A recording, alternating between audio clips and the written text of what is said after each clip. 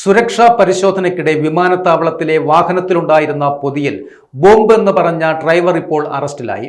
തിങ്കളാഴ്ച രാവിലെ 8 മണിയോടെ തിരുവനന്തപുരം വിമാനത്താവളത്തിലെ ആഭ്യന്തര ടെർമിനലിന്റെ ഗേറ്റ് നമ്പർ 10-ൽ വെച്ചാണ് കോഴിക്കോട് വടകര സ്വദേശിയായ സുജിത്ത് അറസ്റ്റിലായത്.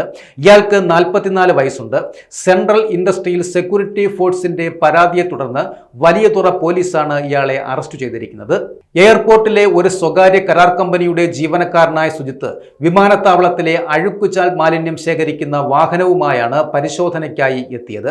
വാഹനത്തിലുണ്ടായിരുന്ന പഴങ്ങൾ നിറച്ച ഒരു പൊതി ഉദ്യോഗസ്ഥർ പരിശോധിക്കുന്നതിനിടെ ഇയാൾ banana is not a bomb എന്ന് ഉദ്യോഗസ്ഥരോട് പറയുകയും ഇയാളെ അറസ്റ്റ് ചെയ്യുകയുമായിരുന്നു. വിശദമായി നടത്തിയ പരിശോധനയിൽ വാഹനത്തിൽ ബോംബുകളോ അപകടകരമായ മറ്റു വസ്തുക്കളോ ഒന്നും കണ്ടെത്തുവാനും ആയില്ല.